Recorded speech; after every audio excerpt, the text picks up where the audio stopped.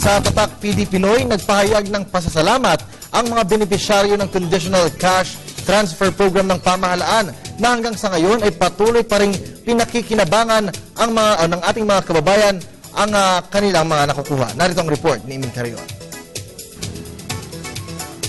Sa mga bahagi ng Barangay Rojas District, Tatalon at Doña Imelda sa lungsod Quezon ay kapansin-pansin ng mga informal settlers na ito. Lumagpas na sa itinakdang 3 to 5 meter danger zone. Araw-araw ay isang hakbang lang ang distansya nila sa tiyak na kapahamakan ng pagkalaglag, pagkalunod tuwing binabaha, masangsang na amoy ng ilog na ngayon ay nagbistula ng pusali.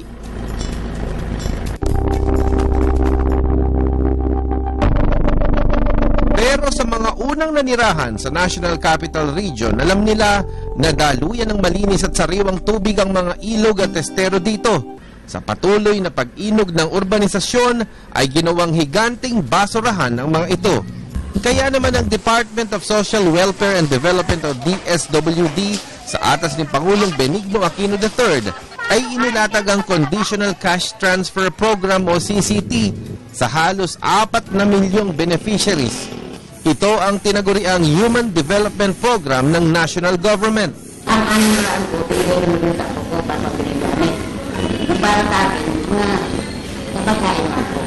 Masaya po kami at saka parang sila matigas ko ay Lula, bitin mo ko ng ganito, Lula, bitin mo ko ng ganito. Binibilig ko. Malaki po talaga ng papasalamat po. Malaking namin pakinalab.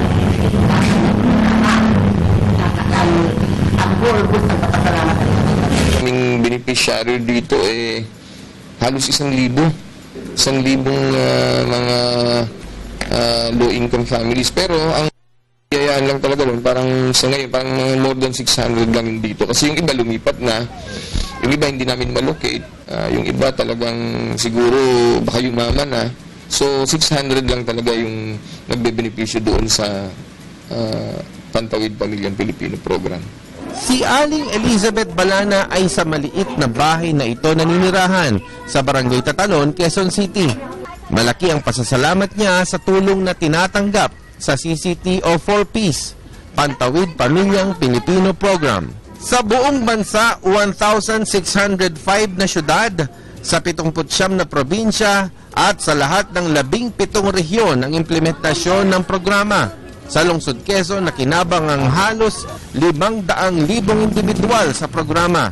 Kasama na rin dito ang iba't iba pang social development intervention programs ng QC. Para naman tuluyan ng mailayo sa peligro ang mga informal settlers malapit sa mga daanan ng tubig at iba pang mga danger zones, ay nakapag-relocate na ang QC ng 3,165 na pamilya simula 2010 hanggang 2012. Para sa Telebisyon ng Bayan, ako si Emil Carion.